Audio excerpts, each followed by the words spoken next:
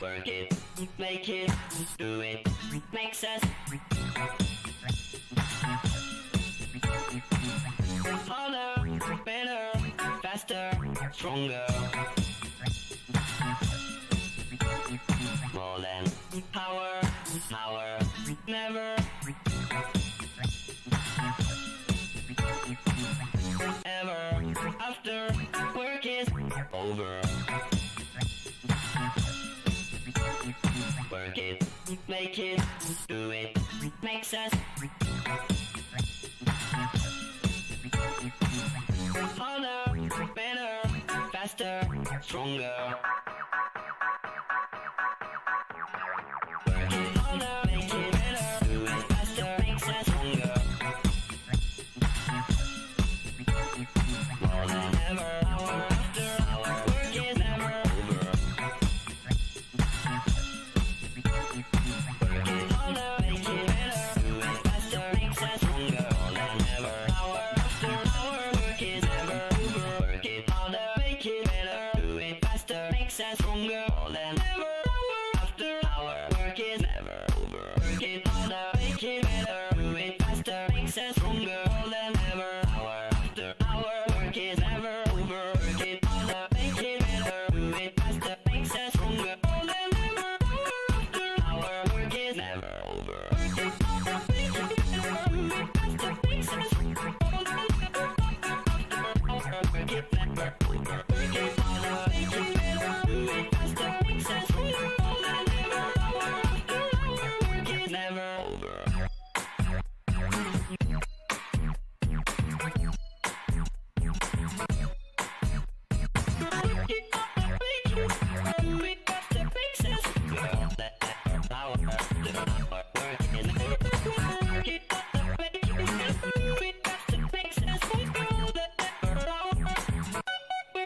Never over. Work it, make it better, do it faster, makes it stronger. All that effort, power. Work it never over. Work it, make it better, do it faster, makes it stronger. All that effort, power. Work is never over. Work it faster, makes it stronger. All that effort, power. Work it never over. Work it harder, do it faster.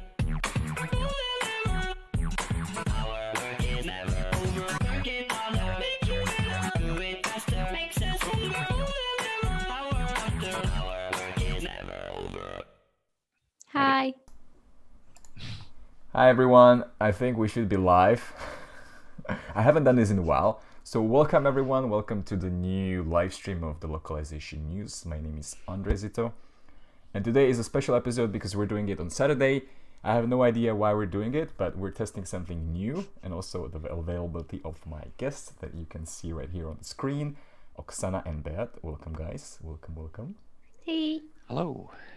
And so today we are crazy. We want to be talking about localization engineering, how to start as a localization engineering. So if you're tuning into the live stream, if you're with us in the chat, please let us know because we have absolutely no idea if anybody's watching, and especially if somebody's watching who is interested in the topic and wants to learn something from the OGs of engineering in the industry. So we are here for you. If you have any questions, feel free to send them in the chat. At least give us a sign that you are live and you're here with us. If not, we'll just do the discussion among ourselves and you will see the recording on Multilingual's YouTube channel. So maybe a few words about you guys and how you relate to engineering. Beat, maybe you can start. Yes, maybe tell a little bit about my history because I've been doing localization engineering for since 1997-ish as an engineer. I kind of fell into the industry. I was hired as a language QA person by I was doing contracting actually for a large company in 1995. They hired me in 1996 and started the localization department. And there was no localization engineering position at the time. We had localization QA testers, linguists, translations editors, and we had PMs, and that was it. And there was no technical position. Everybody just did a little bit of it. But as things evolved, as more types of content were localized, they realized they needed somebody who deals with the technical things because it was too much for the PMs. QA was really dealing with testing. So I suggested that I could take on that technical role. I kind of created it. I'm not saying I created I it for was the I was just world, gonna but I say created that. it in Okay.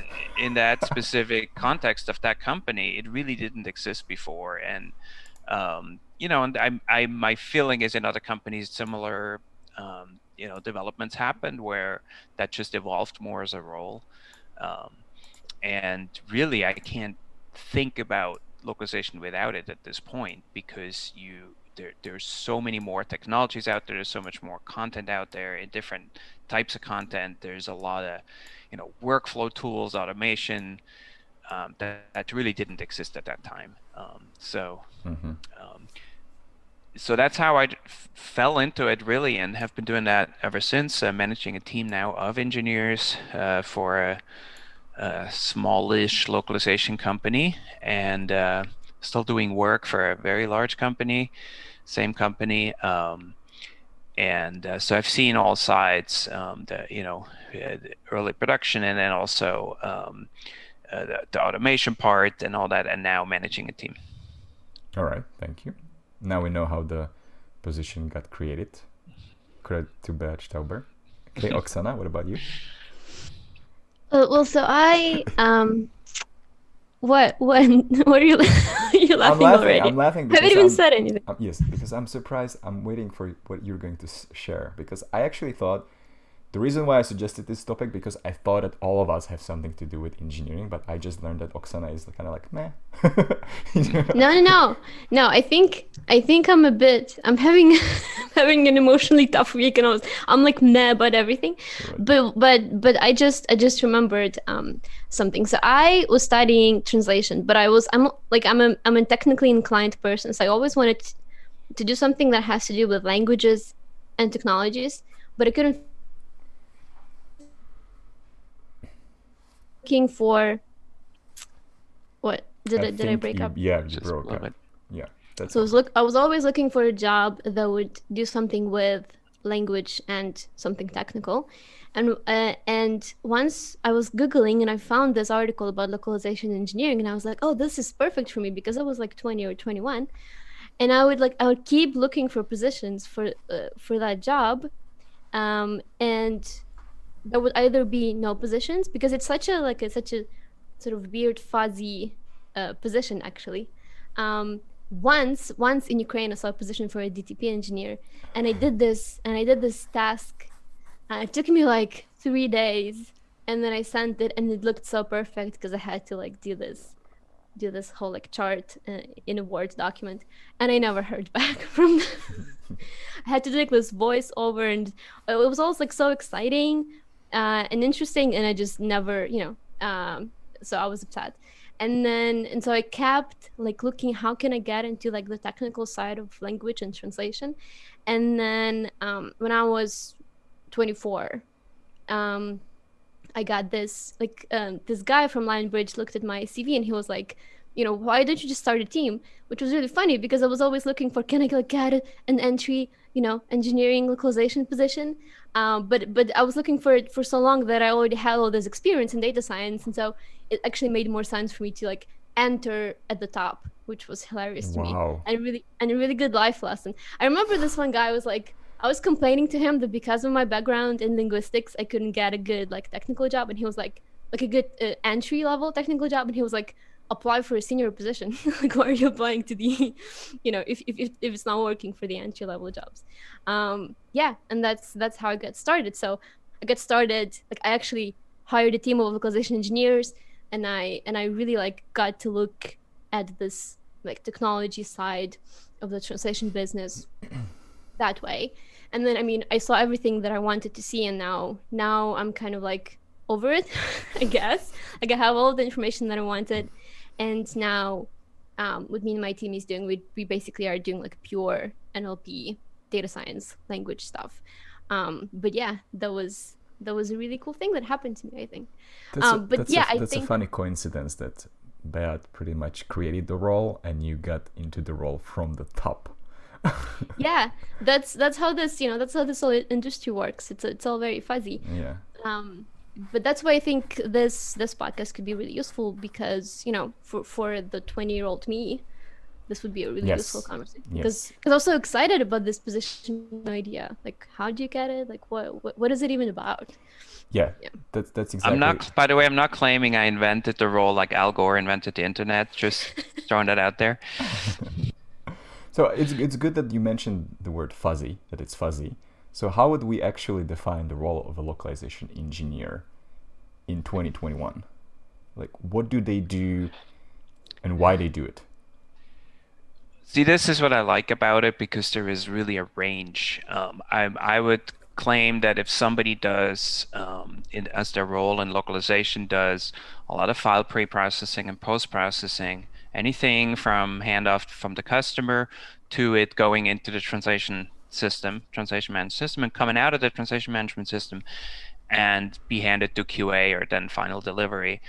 All that technical work to me is localization engineering. So a DTP person is a part of the localization engineering process. So even if somebody just does DTP and maybe some pre-processing all their lives, to me they're a localization engineer. Right. It's not maybe at the highest, most advanced level, but it's part of it. But there's so many opportunities, for example, in the automation, for example. Automating processes. That's great for maybe, more for the introvert who wants to just work quietly and create some stuff.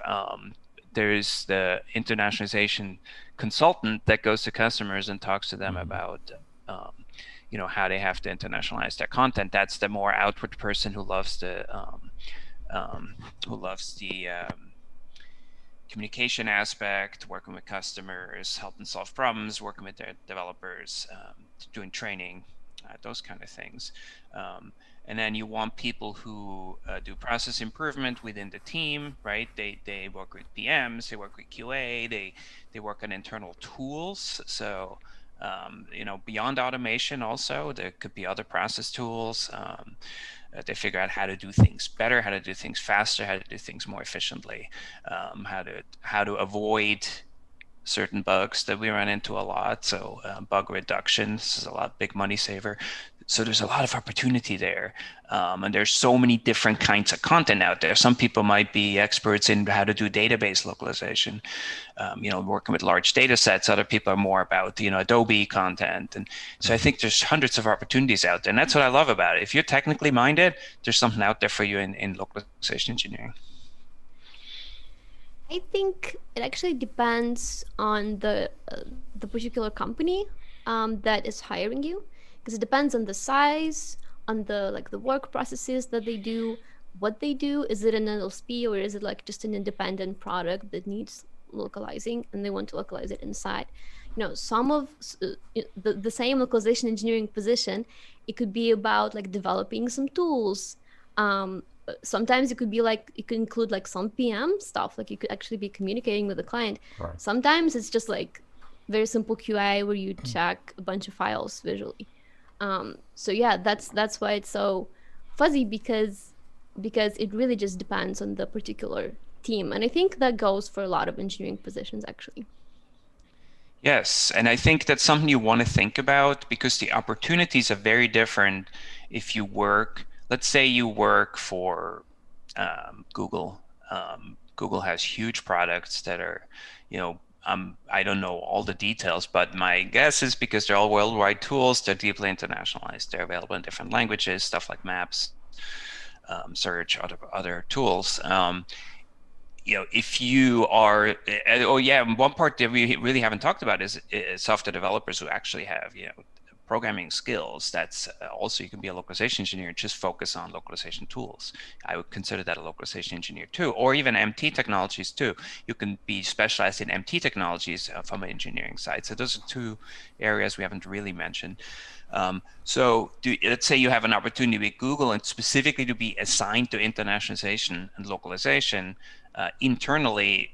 That could be a fantastic career because you have opportunities for fairly high compensation and benefits, which I'm sure a lot of people don't mind. That can be very different if you work for a localization vendor where you have constant pressure on rates. Most localization vendors are not going to be able to pay you the same amount, but you may really like the environment. You may really like that a large group of people all into localization, a lot of different teams. You get to work on many projects.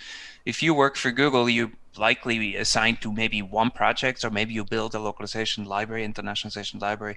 So it's more single focused, large effort likely. And if you work for a vendor, you have a lot more opportunities to work on smaller stuff. You jump around to different things. You're involved in a lot of stuff. So you really have to think about that, or maybe try both. Maybe if you have the opportunities, try both and see which world you like better. Yep. Yeah. When you guys were talking about the fact that some of the engineers could take on the PM roles as well, that's how I remember when I started in Moravia many, many years ago.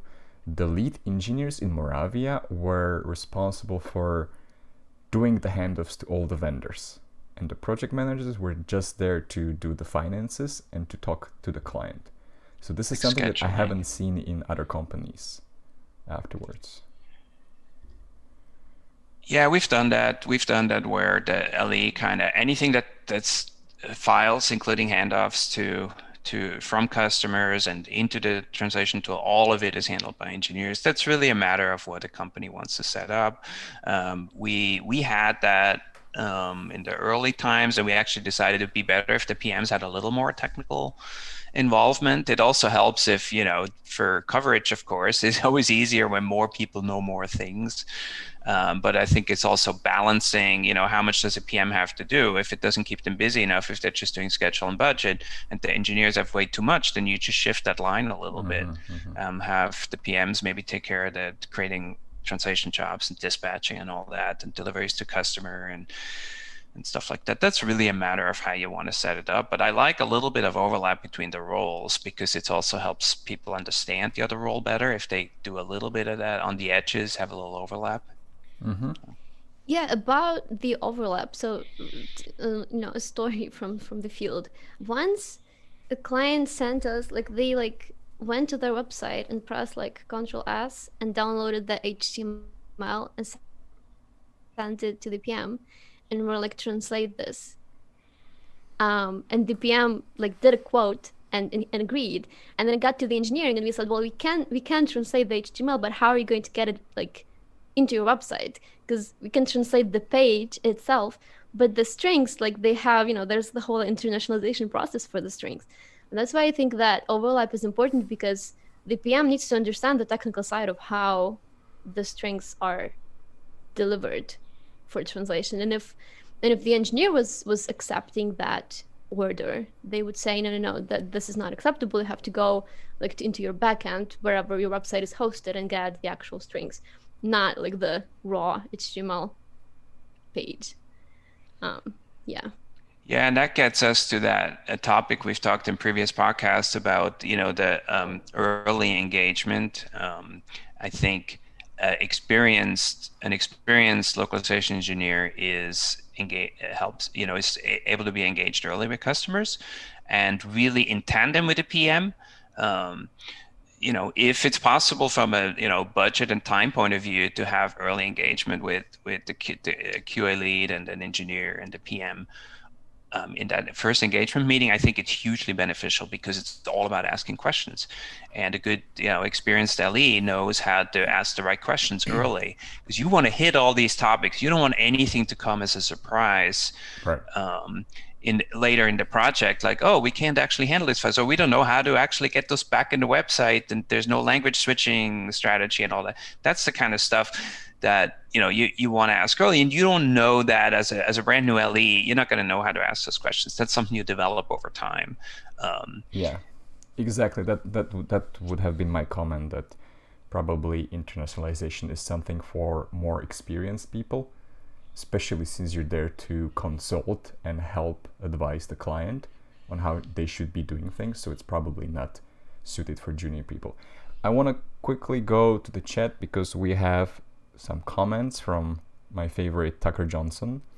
First one, I've seen job descriptions for local engineer ranging from entry-level PM type roles all the way to senior developer, so what you said, Beat, and they are all called localization engineers, so it is very important to clarify. His second comment, I like this one. LSP says, this process is fully automated. What they mean is this process is managed by offshore LEs you will never meet. Could be. Yeah, fully automated is always an interesting term. You definitely want to dig a little deeper. But yeah, that basically, I mean, the first question is touching on what we said earlier, that there's such a spread of roles that an LE can do, and really there's not a single definition. If you have a software developer, and then you say maybe C++ or whatever, AngularJS, all these different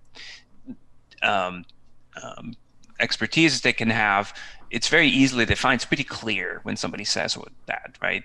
But localization engineer, you need to go into the details of what the role entails to really understand what they're expecting, because they really could expect a developer who knows about libraries and how to use them and how to code, and just with the additional knowledge of localization and internationalization.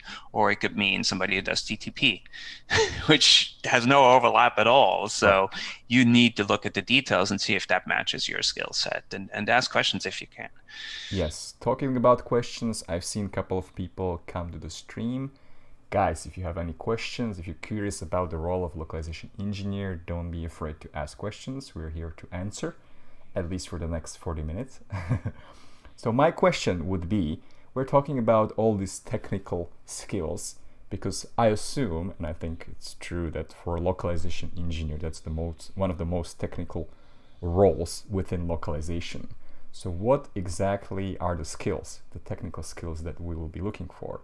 And just to connect our experience, but exactly, I think one or two people asked me that they are interested in getting into localization engineering, and they asked me what should they study, what should they learn, and then I forwarded these people to you because you're more in the field than I am right now. So when we talk about the skill set package that you should learn or improve on, what exactly do we want? And I guess that your answer will be related to what the engineering is actually about.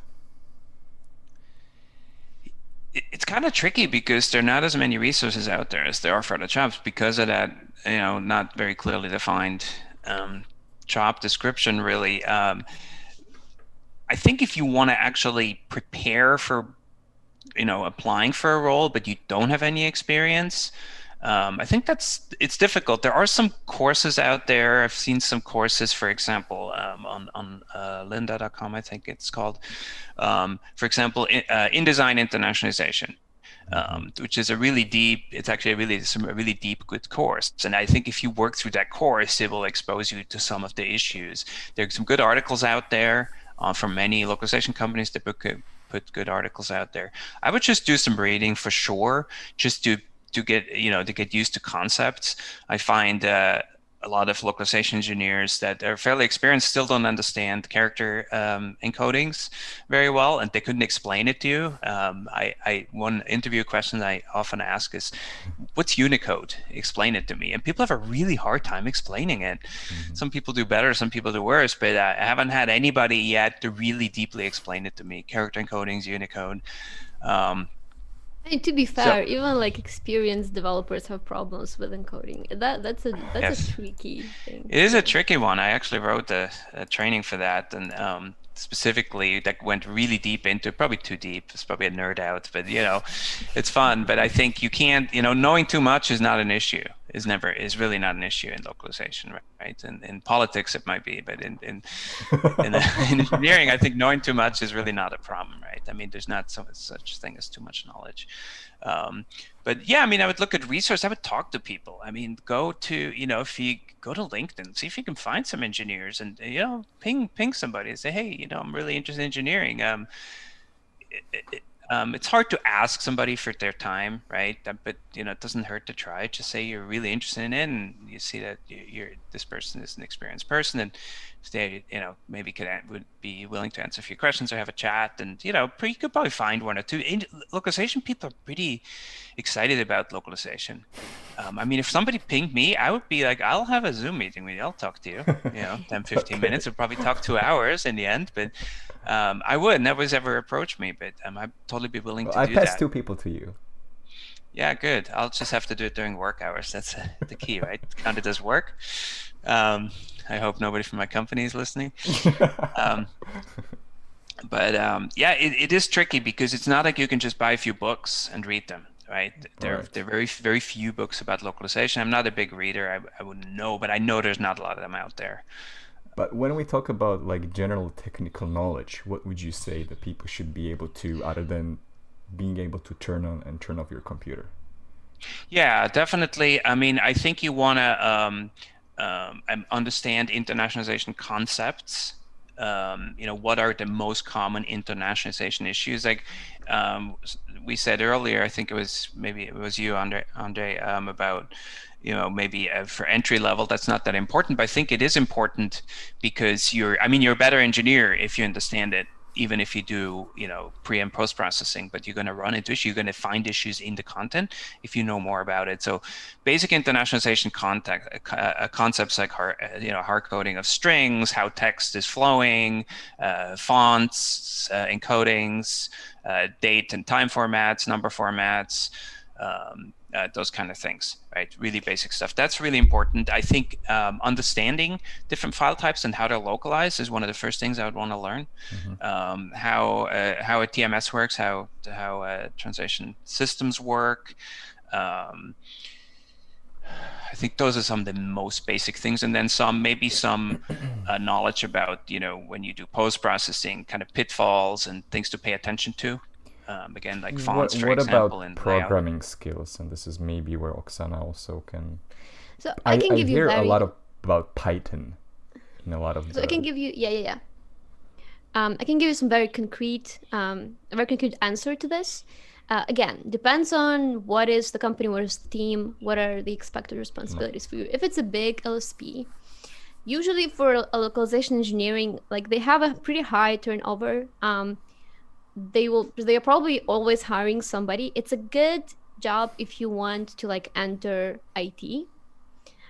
Very often, so they don't actually expect you to understand like localization concepts. Wait. When you or say enter IT, did you mean IT or localization? Whatever. IT is pretty good because you're getting introduced into like the technical, a very technical job that doesn't require a lot of programming skills, or Okay. sometimes no programming skills.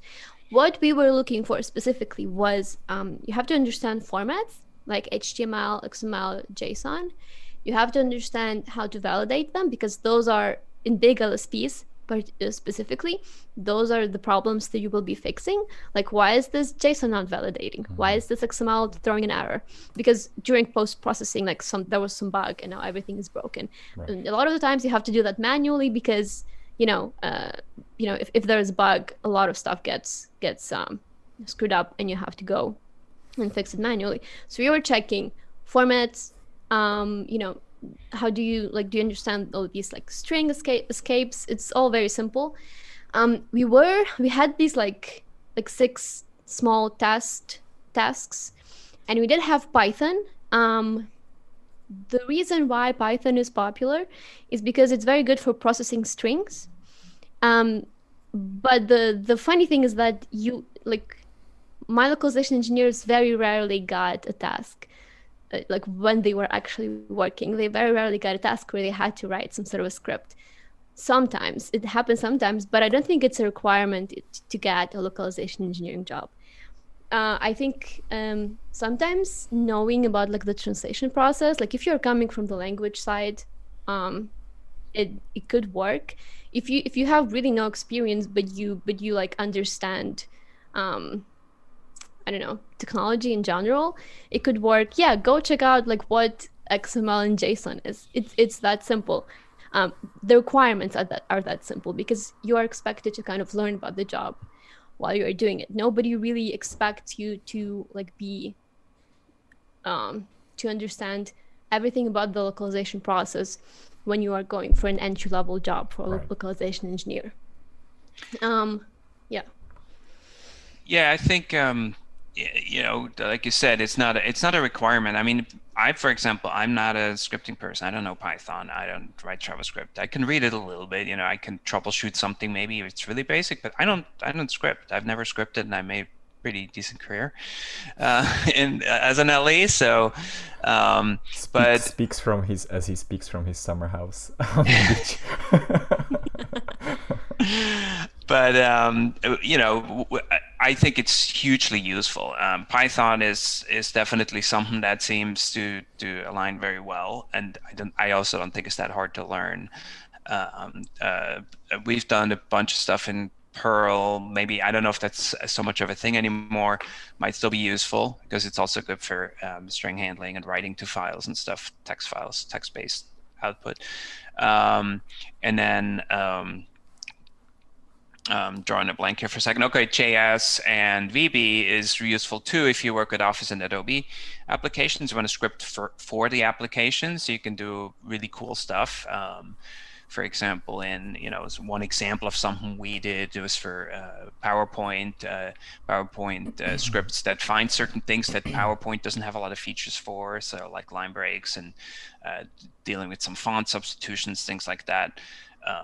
It's nice now because it's gotten much easier in Office because they're not just these binary blobs anymore. They're actually, you know, XML files in a folder structure, so you can write scripts and you can more easily analyze what they're doing.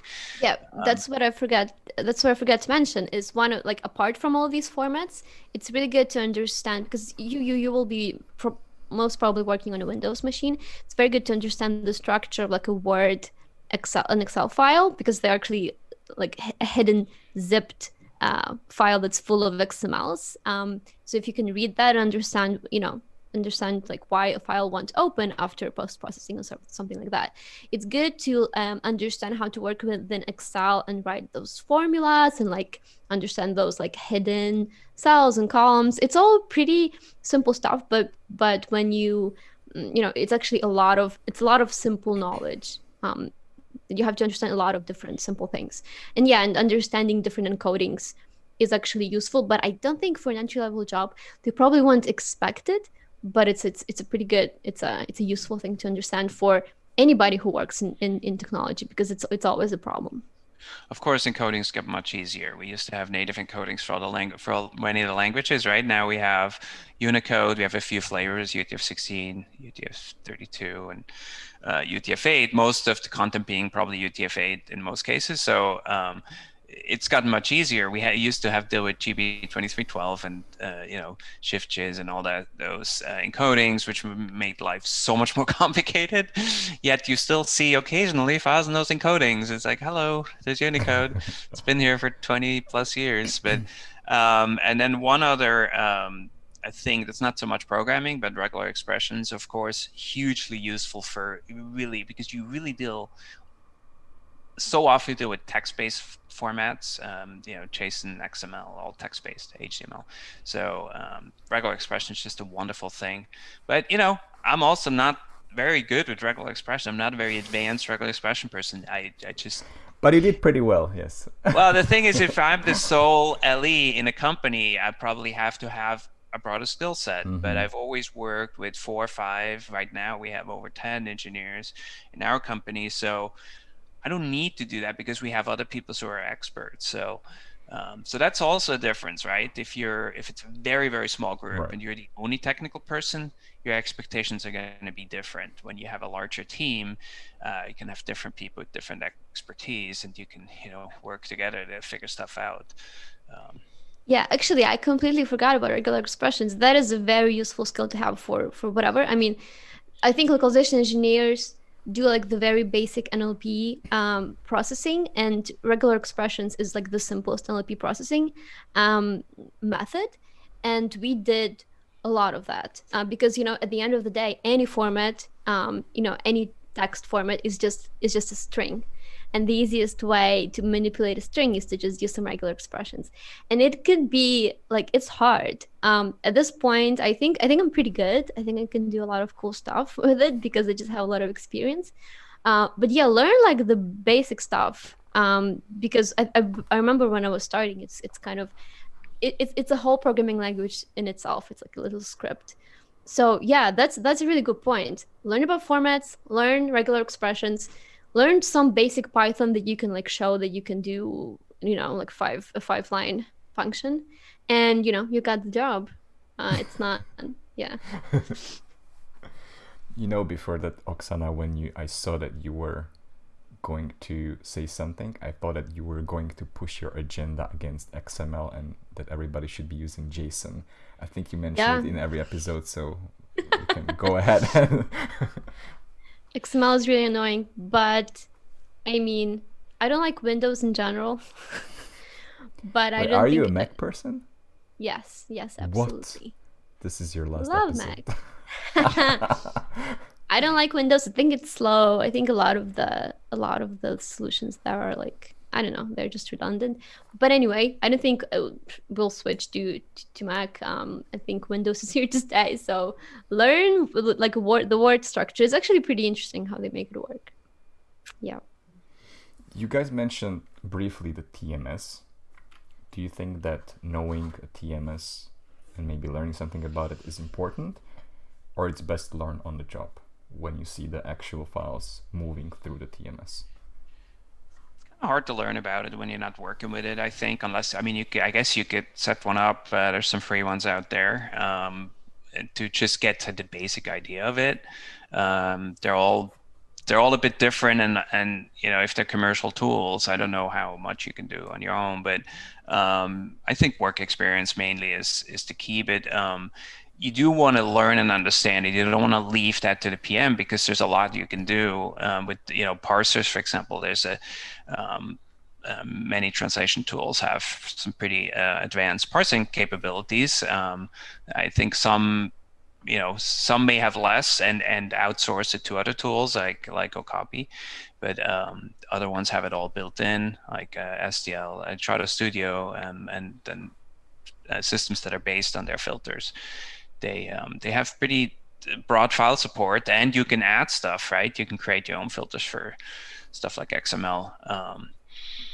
So I think it's important for an engineer to understand all that flow. You don't want to have this gap from when you hand it off for somebody maybe to create the job, or even if you create the job. I think you still want to understand the process, because there are things translators do or editors do that are going to cause you problems at the end, create bugs. You still want to understand that there's behavioral stuff, right, from translators and how they handle stuff like tags. And I think you still want to understand that, because you can be a person who can help them do it better, because you can show some of the issues from it. And then you can go back to them or to a PM and say, hey, we need to communicate that they're not doing this right, and it's causing problems when we post-process. So you really have to understand the whole process. I think the TMS systems are so different from company to company. Nobody actually expects you to be able to use it on the first day. Everybody, they will give you some sort of a training.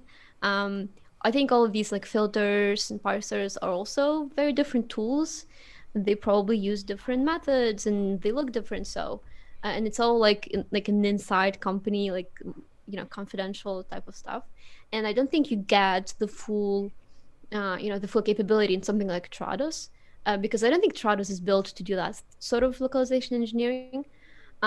So nobody will ever require you to know what a TMS is, or to be able to use their TMS if you're an entry-level engineer. If it's like a mid-level, they probably need you to understand the whole process of localization. And if you understand the whole process, you know what a TMS is, because that's, the TMS is the system through which it happens. Right. But I don't think, would you ask that question during a job interview, like what is a TMS? Probably a good question, but I don't think I would expect everybody to understand it. I think it's that side of the job. I think it's in the training.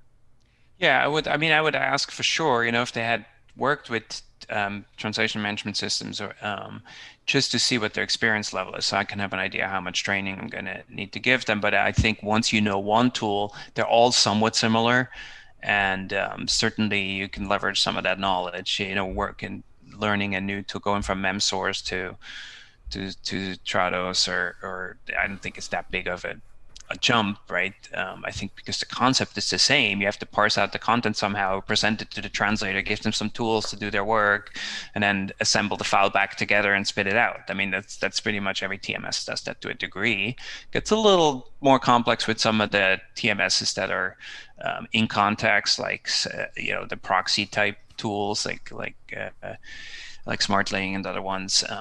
Many out there, I believe, these days. Honestly, I haven't worked with many of them. When we did work with them, they didn't work very well. There were a lot of issues with them. I hope they gotten better, but yeah, it's because there's too many tools out there. I mean, you're going to learn them all just so you can do well in the interview. I think that's really not necessary. I think you have to understand the concept. Mm-hmm. One thing that we didn't mention is bug fixing. Is it automatically implied that if you can do the thing that leads to somebody testing something, that you automatically are supposed to be able to bug fix it? Or is that a skill on its own? I think it's an important part of engineering. You can split it. You could find ways to have linguists address linguistic bugs depending on what kind of systems you use. But I think that the tricky thing with it is that, if you tell somebody there's a bug here and then they go in and fix it there and then they're done, they might miss a broader, more global issue. I think an engineer, you're more likely is going to go into maybe a project TM and search for the content and see, hey, there's like 20 occurrences of this. Let's fix them all so that it doesn't come back, right? Or dig a little deeper on the underlying cause of something. There may be an issue with the URL, and so somebody just fixes it, but the engineer might wonder, hey, why did this break? This is weird. This shouldn't have broken during translation. They go in and they maybe find an issue with the parser, or with the source files that actually created the problem, and they can eliminate that in the future and save money that way. I think it just depends on job experience. Like, I would expect somebody with like 5-year experience to think that way, but I wouldn't expect like an entry-level engineer to like see the whole picture and go and fix all of the occurrences. I still make this mistake. I mean, I'm not quite sure that I understand what you mean by bug fixing. If an engineer can do something, they can write some sort of a parser, they must be able to fix a bug if it's in that parser. But if it's in some system that a developer did, then no, they shouldn't be. The reason investigating why I that. started talking about bug fixing is that when I started, and when we were talking about different flavors of engineering, when I started, you could technically have a software engineer, localization software engineer, and someone who was responsible for user assistance or documentation. And for software engineers, that was a bulk of our work. Once all the testers tested the new Microsoft systems, we would get hundreds of bugs, and you would need to find how they actually occurred, whether it's a localization issue or a globalization issue, how you can fix it, whether you can fix it, or whether you need to ask linguists or the vendors to do it. So that was a lot of work for us. I'm not sure if it's still that prevalent these days. Well, and that's actually a tricky one, right? Because if you test a product, you have 25 languages, and it's a huge product, you might have 1,000 bugs reported by QA. And is it a good use of an engineer's time to go through 1,000 bugs to, recognize that 950 of them are simple linguistic things that could just be, fixed by a QA tester maybe. So I think you have to look at that. And so first you would want to actually know, why do we even have that many linguistic bugs? Are we not doing language review? Maybe we're just doing translation. Maybe we're doing MT with post editing, but no second person is looking at it. And maybe that means we need to have a second person do an editing pass, so that, and in context, give them the context of the software, or even have maybe a localized build they can look at while they're editing, so that you don't have so many bugs. Actually, this is a huge issue because let's say again, 25 language project, if you put the burden of doing something for 25 languages on the engineer, you have one engineer, but you have 25 QA testers for each language. Put some stuff on the QA tester, because you're dividing it up among 25 people. It's much more efficient, right? From efficient, not necessarily that it's going to be cheaper. Maybe it is because the resources are less expensive. But just from a bottleneck, you don't want the engineer to be the bottleneck who now has to deal with $1,000. It's not a good use of their time. So you have to find a process to divide up the pure linguistic issues from things that require more investigation. And that's not an easy thing to do, because the person making that decision has to understand that, right? So one thing we've tried is have a QA lead actually scrub the bugs, basically review them, and kind of best guess divide them up between here for the linguists, and then these are for the engineers. Sometimes I've done it as an engineer, but it's very time consuming. But you get really good at it too. I mean, you start looking at bugs, and within seconds you can usually tell. If it's one or the other, you put it in one or the other bucket. And then if the linguist or the QA person can't fix it, it might come back to you, right? So somebody has to manage that. But that's definitely very important to protect the LE's time, because what you lose is, if you do that, you lose the ability for them to focus on other things that are more important, right? Because if they're just doing bug fixing all day long, for an entry-level person, that might be fine. They gather some experience from that, but you don't want to have an experienced LE do that all day long. That's just not a good use of their time. That's a really good example of like how localization engineers are sometimes treated, because sometimes people will see them as like, oh, these are not software developers, but these are not like language people. So they do all of the stuff that requires logic, but doesn't require programming, which is really annoying because I would be upset if I was asked to, sort these bugs, maybe like not even solve them, just like look through 1,000 bugs. I'm not a replacement for a computer. I want to be doing like creative work. So yeah, I totally agree. That yeah. Yet even if you're a fairly experienced engineer, doing some bug fixing or going through some bugs, it can actually give you a lot of insight too into some of the issues. So for example, I manage a team, right? But I always try to still do some hands-on work here and there, so I don't get too disconnected from it. And I had a project recently, it was a new project. It was a website that was migrated from one CMS to the other, and we had a lot of issues in the early process, and I went through some bugs, and I realized, these are actually things that originate from an issue in the system. So we need to go deal with that in the system. And so I rolled it up to whoever, was responsible for that, and it actually created a process improvement. So I made a difference there. Maybe a less experienced engineer would have just fixed the bug and moved on, right? But it's really tricky, that balance between, they definitely don't want to have an experienced LE just do routine work all day long. They're going to get really sick of it and frustrated because it doesn't use their skills. Yeah, so speaking about how to waste a loc engineer's time, this is something that I think that you wanted to talk about. What are the things, we talk about what is the expectation of LEs, why they are useful, but what are the things that maybe in your experience they end up doing, but they shouldn't? Yeah, there are a few things here. I mean, so there's one part is, what is that? So as a manager, I have to look at that, because I have 10 people and they're all different. Every person is different. And what is their strongest suit, and also what do they like? I could see that somebody would be really good at something, but they don't necessarily enjoy it. I'm not going to necessarily push them in that direction. You want the person that's a communicator be the one that talks to customers, right? those are the ones that are going to get the biggest win with the customer because they can explain concepts and kind of get them interested in it. They have to, it's almost like marketing, right? You have to kind of sell it to them. You have to be good at that. That's something I was always good at. I always enjoyed. That's something I could do all day long, is talk to customers about internationalization.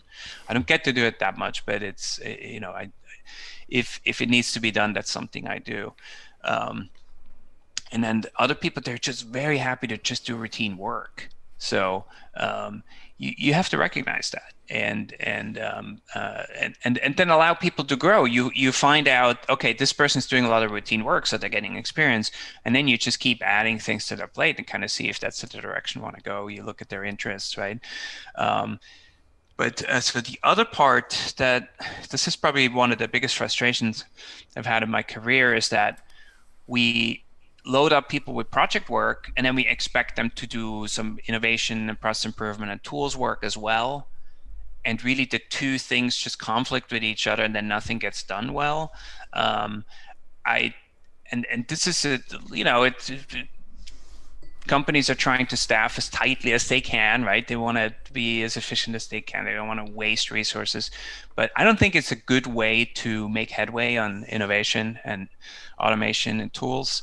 I think you have to allow people to really focus on that. So in my perfect world, I would have the people that are really good at that, I would more or less dedicate to that. I wouldn't maybe let them totally lose touch with the hands-on engineering, because you kind of still have to have that to understand the problems. Yes. But, so they have to have a lot of experience in that production part. But I think you really have to give the assigned time. Then why don't you take them off projects for 3 months and have them develop a tool or a process innovation thing? They can always go back to doing some other project work, but they have to free up people's time, because those two things constantly fighting for attention leads to just mediocre results on both sides. So I think that's one, and I haven't been in a situation where that was done well. And it is very difficult, because with vendors, again, you have to, people have to be productive, they have to be billable. So one way would be to go to a customer and say, hey, we have this idea of this innovation for your project. It's going to actually save you money, or show them how it saves you money. It saves the money in the long run. In the long run, would you be willing to fund the effort to develop this process or tool? And I think if you can sell it to them, then now you have your engineer paid for that time, right? Funded. And so you don't have to worry about them doing production work, because they'll fund it for the innovation, and you can let them just focus on that. Yeah, that was my biggest pet peeve, is that very often we just ended up doing like a computer's work, like something that could have been automated, but then the argument would be, well, this is going to take a whole week to automate, and then 5 minutes to run all these files, but then the engineer is spending the whole week to check all these files, just doing very routine, like boring work. And so it's a vicious circle, because there's new translations coming in, we have to submit them, so you should be working on actually checking the post-processed translations instead of writing code. But then if I took the time to write the code, then I wouldn't have to be doing this boring work all the time. That was one. But the second problem is, very often we weren't able to do that like innovation, do those scripts and stuff, because other parts of the system wouldn't allow us, because it was like outdated software. So the problem was at the very sort of root of how everything was working, and it was actually cheaper for the company to like pay people to do the boring work that a computer could have done, than rebuild the whole system to be smarter and then retrain the whole staff. And that is maddening, because again, it's a vicious circle. Like it's very hard to improve, because you have, it would cost way more to do something right, and a lot, and give the engineering, the localization engineers the possibility to automate more stuff and innovate more, than to actually just keep doing things the wrong way.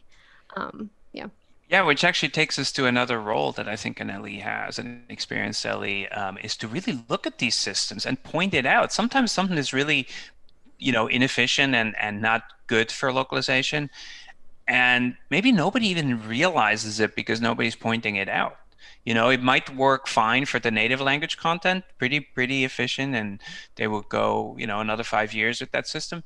But for localization, it's really painful. And if we just keep chugging along doing the manual work and nobody brings it up, maybe there's a way to get some change. So you speak up, document some of the pain points and the inefficiencies, and maybe make some suggestions. That's part of the localization engineer's job, to me, to really analyze that and communicate it. It may not go anywhere, but I think it's still a good thing to do. And the other part, was saying, when you were saying about sometimes we just hire people to do the routine work, even though we could do some automation. I think I would argue that if I'm an engineer and I have a very small problem I want to solve, or it's something manual and it's just annoying and it takes me maybe an hour, and I write a script and it takes me an hour and a half to write the script to solve a 1 hour problem, I think it's still time well spent because you learn something. You learn a lot more writing a script for an hour and a half than doing an hour of manual work, right? So even though it didn't save you any time, I think it was still the right thing to. I do it all the time, little batch script, just so I don't have to do the annoying manual work. Even though it saved me no time, I probably ran into a problem that I solved and that I learned something. So I think the striving to learn something and try things is hugely important. You have to be curious and you have to be excited about what you're doing. If you're not excited about localization or the engineering part, at least, I think it's just another job. But I think if you're really into it, I think it's one of the more exciting jobs out there. I think it does depend on the team and the company. Sometimes those sort of initiatives actually don't really go anywhere. Sometimes you're like you're not allowed to write the script. Like you were supposed to be checking everything, manually, so everybody is sure that a human checked this. If you write the script to make your job easier, you actually may be reprimanded because nobody has to know. You just do exactly. it. Don't talk about it. Just do it, right? Unless somebody's standing behind you looking over your shoulders, you just do stuff. But yeah, there's sometimes there are work environments like that, and I think that's an important point too.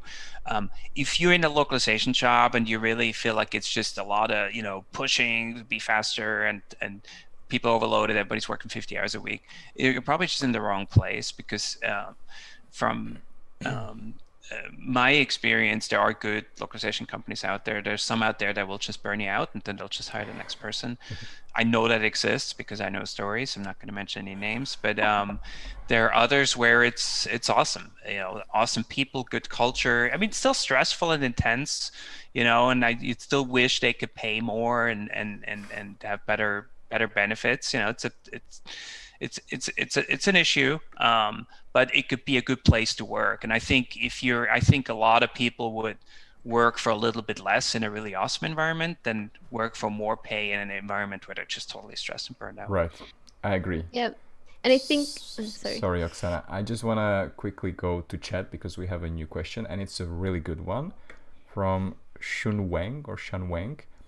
For companies that don't have a loc engineer yet, what makes the management decide to open such roles? It's a good question. It depends a little bit on, I mean, we don't know what the fictitious company is doing, or maybe a real company. We don't have a lot of background, but I think, let's say they do some localization in-house, but they do what I mentioned earlier. They you have a PM, you have maybe a QA lead, and you have translators. I think it's a matter of somebody taking the initiative to show what we're missing, what we're not doing, or that some people are overburdened because they have to do it. I mean, somebody has to fix bugs, right? Is it the linguists? Are we overwhelming them with technical things that they don't understand? So I think it's a matter of showing that there is something's lacking, some expertise is lacking. There's no process improvement. There's no we just throw stuff in a tool and then translators get strings that are chopped up sentences, and we just push it through. And we just tell the linguist to deal with it, right? Because you don't have a technical person who can analyze to figure out what's going on. So it's a matter of somebody taking the initiative to show that there's something missing. Yeah, I think at the end of the day, every hire must make some sort of economical sense. So if you're seeing that you can afford to pay another person and you are choosing between whatever, a language lead or another software engineer. And you can see that like there are like half of the tasks that your current software engineer is doing, he doesn't really, have enough experience in that, and he doesn't really want to be doing that engineer. I should say they don't want to be doing that. Then and if there is no need to like develop some sort of a product, but you actually need, you can see that there is that engineering work that needs to be done, and you don't have the expertise in your team like that fits that perfectly. And there is actually like there are people that are overworked and you can afford to hire another person, then it makes a perfect sense to hire a localization engineer.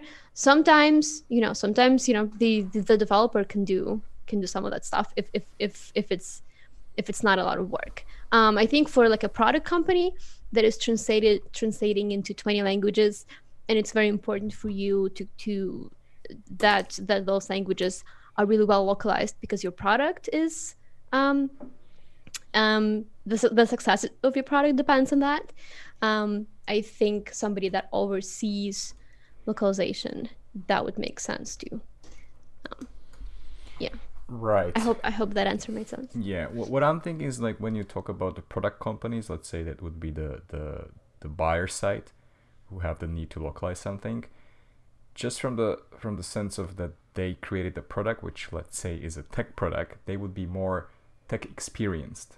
So to them, it would be more easier to understand having someone technical expertise. But what I'm thinking when I was reading this question is imagine a very small language heavy vendor that is comprised mostly of PMs who, yes, they can take the files, they can upload them into the TMS, it goes through translation review, and then they deliver. Would these people even know that they're missing out on some of the engineering potential? Well, if you are receiving weird formats that the PMs don't know what to do with, that's the place for the localization engineer to step in. Yeah, I don't know how a small company like that would be able to compete, honestly, because unless they're really a niche type vendor that only does certain things, that say we only translate Word documents, Right. or we only translate through a certain web localization tool or some whatever it is, like a very narrow scope. But I also think that'd be really hard to compete. Maybe it exists. I'm not sure. I know there are Actually, I think they do exist. Because really? yes, because all of the local agencies, people who just want to translate and they start a small agency and they start getting projects, maybe in simple formats. But they would usually cooperate with LSPs, and they would receive something like an XLEAF format. Yeah, but the LSP is the one who has that engineer and they create the files for this little agency. So then the agency, from the perspective of the agency. Yeah, if they're translation only agencies and they work with another company that does the engineering, then that's different. I mean, I think that's different. The engineering is still being done. But I think the question was more like if the engineering is not part of the flow anywhere, if they're just doing, we receive a file, we throw it into TMS, and then we do QA at the end, and there's no technical person to help with the process. I think that's what I was addressing. Right. Okay, final question. Beat, it's 1 more minute. Can we have one more question? Yeah, I'm good. So this is a tricky one. I'm not sure how you guys can answer it. I'm not sure how I would answer this. It's a question from Tucker. What can LEs expect to make in terms of salary? Not enough. I really hate to be a little bit negative here. Again, I think if you have an opportunity with a large company, I'm sure you can make a decent salary. I could see that you'd work at Netflix and really be deep in that part of the development team. You're the internationalization expert. I can see that somebody makes 150K plus benefits. I think that's the exception. I could be wrong. Somebody super experienced who does a lot of consulting and does, works at an hourly rate, at a high rate, $100, $150 an hour, that exists. But I think that's really hard to get there. I find that entry level, the pay tends to be low. too low for I think for I mean, entry, I think it's fine to have a few years in the beginning, maybe the first 4 or 5 years where it's kind of maybe like if you make $50,000 a year. I'm just doing the U.S. centric look at it here. It's hard for me to compare with other countries, but Right. um, I think that's fine if you do it for a while, but there has to be some kind of room to move up.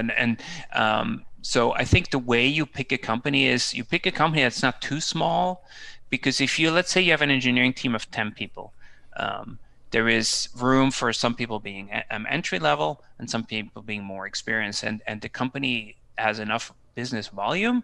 It's easier for them to pay a couple people, like a senior type salary, right? Takes a long time to get there. I mean, it took me 10, 12, 13 years to have a salary where I could say, okay, I'm pretty happy with my salary.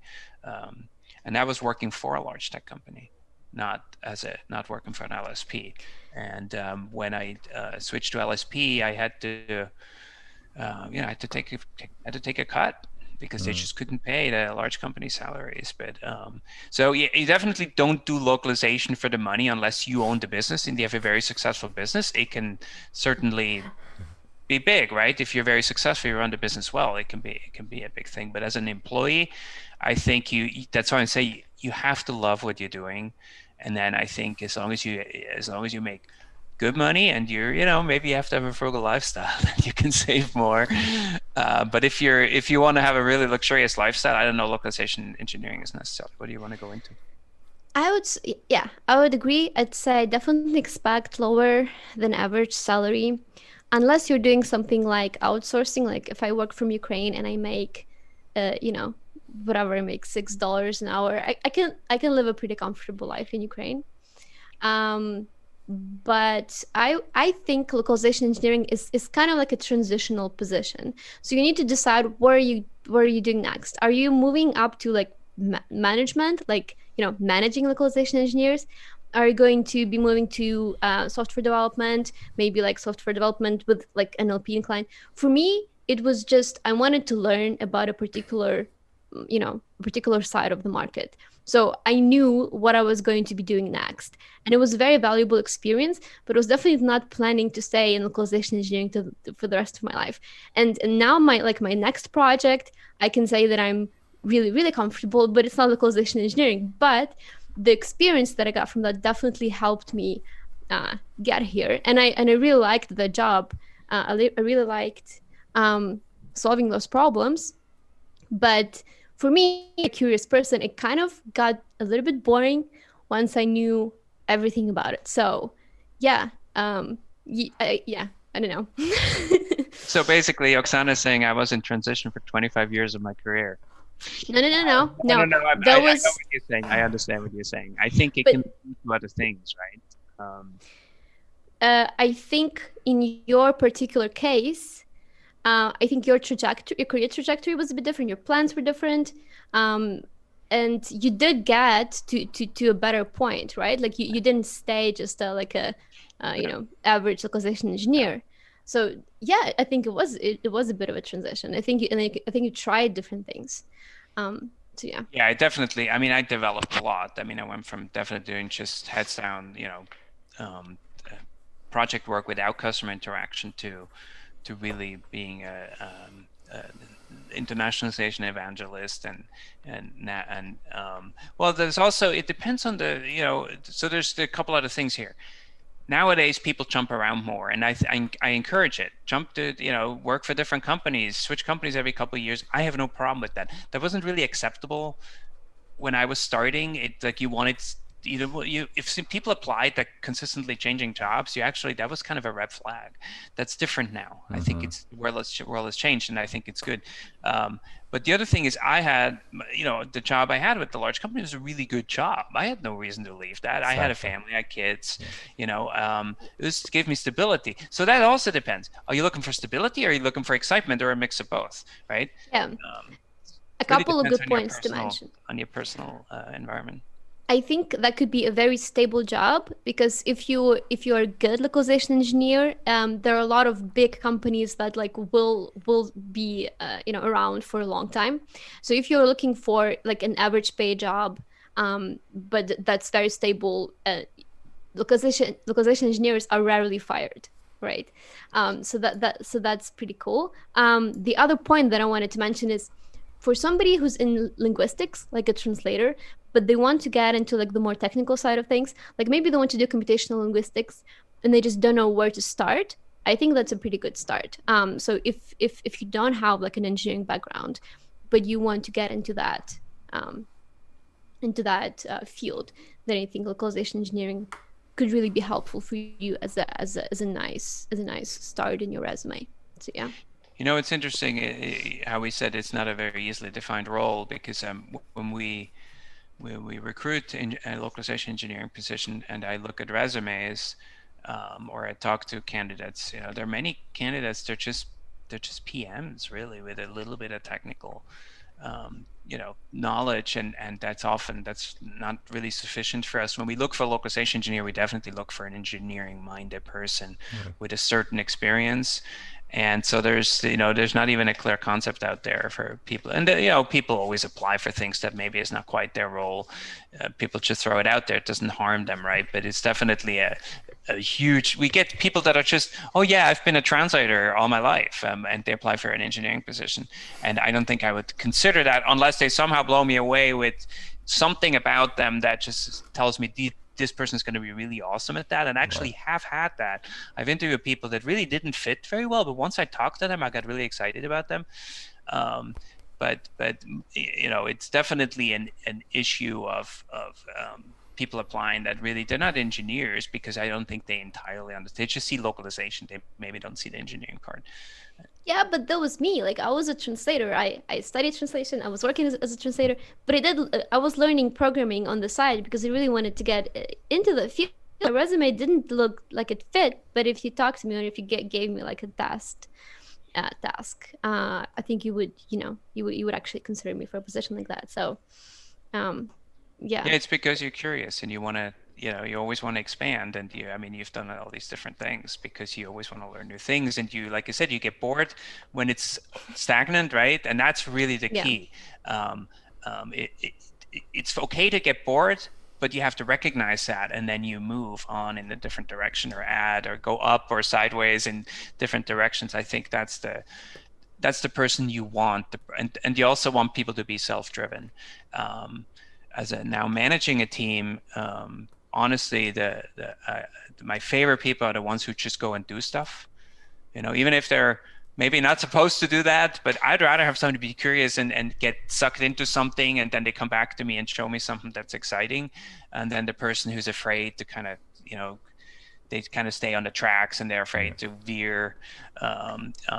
So I like people who get excited about stuff and bring ideas and speak up, and that's definitely my favorite. But other people who just focus on production are important too. They're all part of a team, because there is a lot of production work. There's a lot of heads down work. You still have to have people who do that and do it well. So you need all of it for a rounded team. And you have to like the people that can like do the same boring task for a month and not complain. I think those people are very valuable, and they're just content because they make money and they have their family, and they and nobody touches them, right. And they don't get bored. And I don't think that's bad. I think that's a really valuable employee. And they still get more and more experience as they work on stuff. Yeah, what you want to make exactly. sure is maybe they can do a few different things in production. They shouldn't just work on this one large project for 20 years, right? You can still have them, maybe give them a couple of smaller projects too, just to kind of, you still need to develop them, right? Yeah, and people with that type of mind, they do grow. They just do it a bit differently than Yes. this like messy person that like is hacking everything Right. that they see. Yeah. And when you manage a team, that's what you have to find out about. You have to talk to people about that. You have to find out. The worst thing is an unhappy employee, right? Especially an unhappy engineer. You'd never want to have an unhappy engineer. So you got to talk to people about it. Figure out what does interest them. And I have, I've seen all of it. People are like, I want more challenges. I want more change. I want to learn new things. There's not enough time. And other people say, you know what? I don't really, I get anxiety when I have to do these things. I don't want to present things, or I don't know if I want to write training for people or things like that. They just, I just want to do production work. Now I'm curious what happens if you have an unhappy engineer, but we can leave that for part 2. What I wanted to say, because you guys started talking, really excited, super. What I wanted to say is, when you were talking about the engineer, like it's like a good starting role, but it's not your end goal. I would say that it depends on the person. Yes, I agree. Because when I was working in Moravia, I was working as an engineer, and I always wanted to move up. I wanted to be a project manager next. After I moved to a different company, and I started working as a project manager, I met one guy who used to work in Moravia, and he was working as an engineer for 6 or 7 years. And I was asking him why, because to me, it was always like, I always want more. I always want to go higher, climb the ladder. And he was satisfied with that position. And that's totally fine. If you do what you like, there's no reason to look for more. You don't even have to be a manager at some point. No, I think I meant, if you want like better pay, you definitely can stay in localization engineering, but you need to think, what is the, what is the trajectory that you can move from there to get that better pay? Because you can be, you can with experience, you can be doing like advanced localization engineering with some software stuff, with like some development. Yeah, I mean, Yes. Yeah, or you could MT, right, being exactly. more and more of a big thing. You could really get into MT technology, how to assess MT quality, training engines, all those things. You could slowly develop that as you're working as an engineer and become an expert in that field. So that's again what we talked about in the beginning, right? You have all these opportunities, these different directions that you can take. But the one thing I notice is you usually have to be the one pushing that. You may have a really good manager who pushes you in that direction, but really you have to kind of own that, and that's that curiosity and that kind of mindset of wanting to learn different things. Yeah. Or you can, you can be a lead. You can lead a team of localization engineers and still be in engineering. Right. Yeah. And the second point that I wanted to make when it comes to salary, because you said like if you want more money as an engineer, you need to grow. 2 months ago, I would agree with all of you that engineers are not paid enough.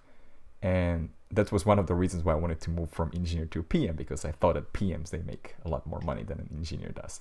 But what I learned recently, I was talking to someone from Argentina, and she told me that in Argentina, engineers are paid more than PMs. I don't know if it's true. Well, probably it's true, because engineering is more rare, maybe, in that country, and there's a bunch of PMs. I don't know, but it's possible. I mean, I've seen billing rates for PM hours being higher than engineering hours. So you would think that then the salaries are respectively lower too for engineers. Right.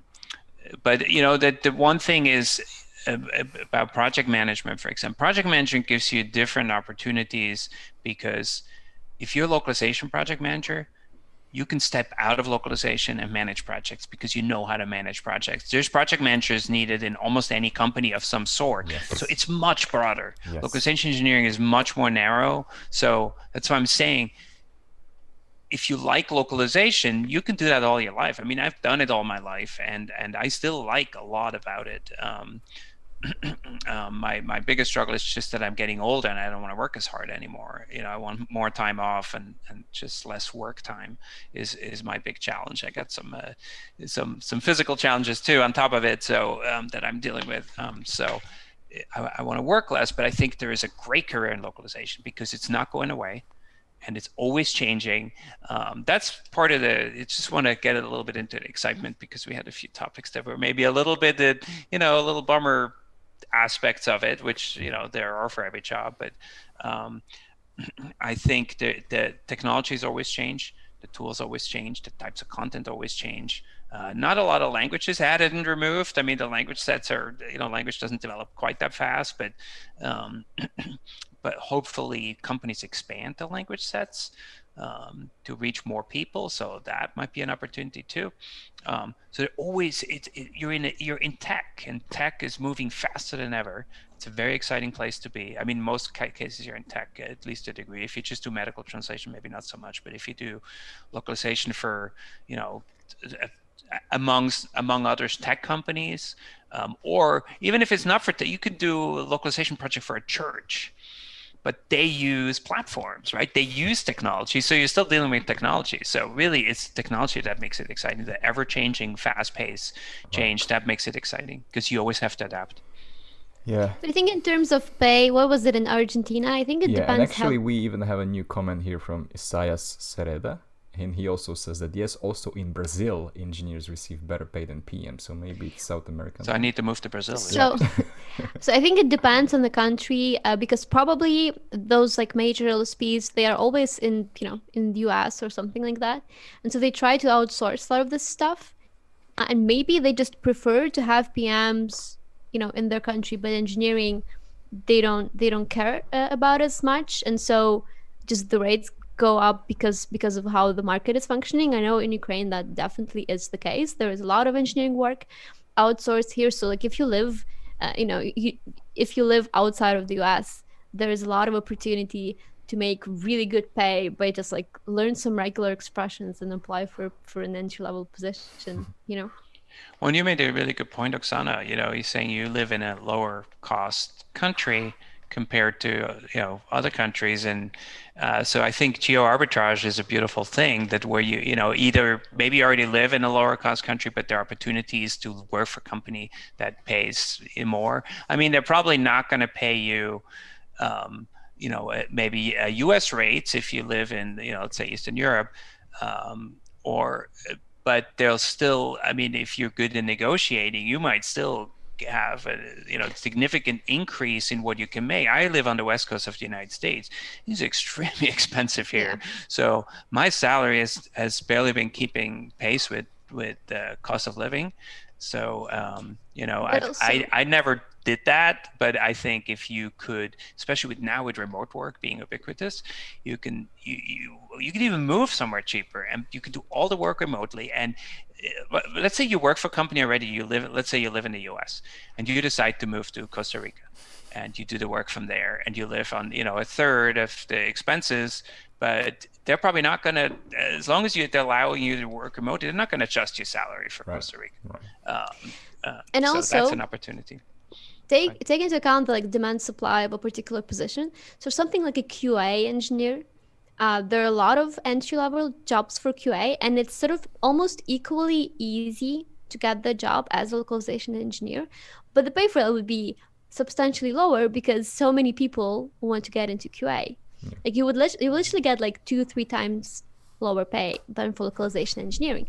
If you're into this field and you get these like minimal skills, and you can sell yourself and be like, yeah, I really like this job, I want to do it. Your minimal pay would be way higher right off the bat than something like QA or like a junior Python developer, because there are so many junior Python developers and very few localization engineers. So if you like it and you live in a country like Ukraine or South America or whatever, I think it's I think it can actually bring you quite good pay. I don't know what's happening in other countries like US. I think US is a bit complicated for all positions right now. On the other hand, Oksana, like you said, you could also use a QA position as an entry into the field. So what I've seen, and this is actually what happened to me. I started as a German tester. I was hired because I speak German, and literally it was just they wanted German skills and like basic computer skills. That's all that was required when I got my first job. And then I became a QA lead, and then I switched over to engineer. So that was my entry into it.